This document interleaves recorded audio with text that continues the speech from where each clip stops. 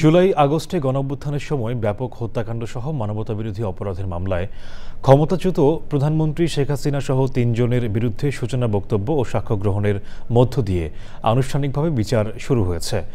সূচনা বক্তব্যের আগে অ্যাটর্নি জেনারেল বলেছেন, স্বৈরাচার শেখ হাসিনা সহ অপরাধীদের আইনের কাঠামোয় সর্বোচ্চ সাজা চান, তবে কোনো নির্মমতা চান না তারা।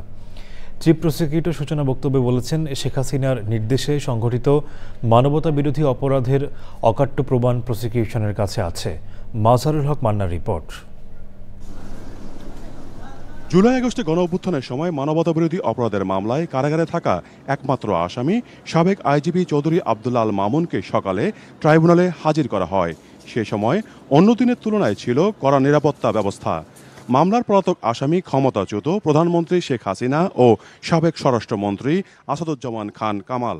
প্রসিকিউশনের বক্তব্য দেওয়ার আগে ট্রাইব্যুনালে নিজের বক্তব্য উপস্থাপন করেন অ্যাটর্নি জেনারেল।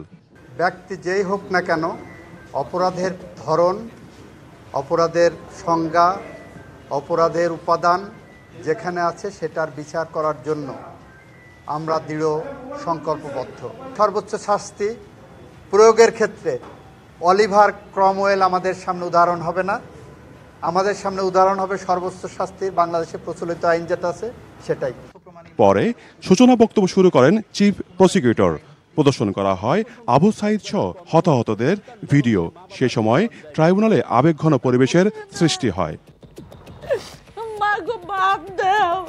শেখ হাসিনা একসময় দোর্দণ্ড প্রতাপের অধিকারী ছিলেন, কিন্তু তিনি আজ বিচারের কাঠগড়ায়। এটি একটি শক্ত বার্তা দেয় যে জবাবদিহিতা কোনো স্বেচ্ছাধীন বিষয় নয় এবং দায় মুক্তি কোনোভাবেই সহ্য করা হবে না।